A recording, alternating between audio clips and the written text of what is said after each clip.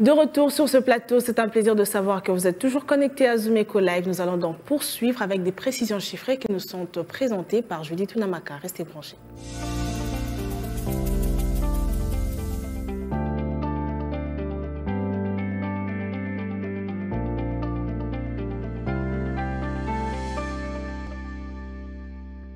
Et voilà, tel qu'annoncé, elle nous parle de l'exécution des opérations financières de l'État durant l'année 2024. Et elle est déjà avec nous, Judith. Bienvenue. Merci, Judith. Avant d'entrer dans le vif de notre sujet, dites-nous qu'est-ce qui s'observe actuellement sur le marché de change. En prenant en compte le taux de change en République démocratique du Congo, commençons par l'officiel où $1 se change à 2844 francs, un franc CFA vaut 4,65 centimes et 1 euro se négocie à 3053 francs congolais.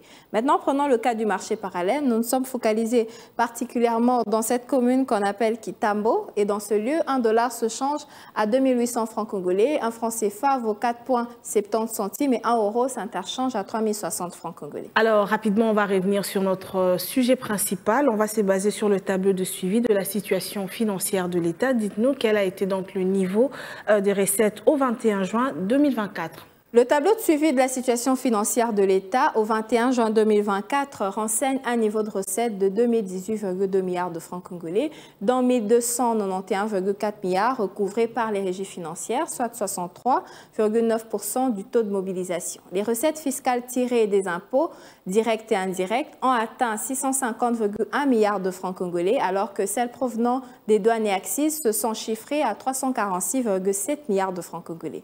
Quant aux recettes administratives, domaniales et de participation, elles se sont donc chiffrées à hauteur de 294,6 milliards de francs congolais, comme vous le verrez sur ces tableaux. Parlons à présent des différentes dépenses. Quels ont été les décaissements effectués toujours au cours de cette période? S'agissant des dépenses publiques, les décaissements effectués ont été de l'ordre de 15,3 milliards de francs congolais, constitués essentiellement des dépenses courantes, et ces derniers ont principalement concerné les salaires des agents et fonctionnaires de l'État, ainsi que les frais de fonctionnement des institutions et ministères pour les montants respectifs de 828,3 milliards de francs congolais et de 605,1 milliards de francs congolais. Et pour finir avec vous, Judith, dites-nous qu'en est-il donc de la balance des opérations financières de l'État congolais en cumul annuel précisément au 21 juin 2024? En cumul annuel, au 21 juin 2024, la balance des opérations financières de l'État affiche un niveau de recettes de l'État de 15 675,1 milliards de francs congolais,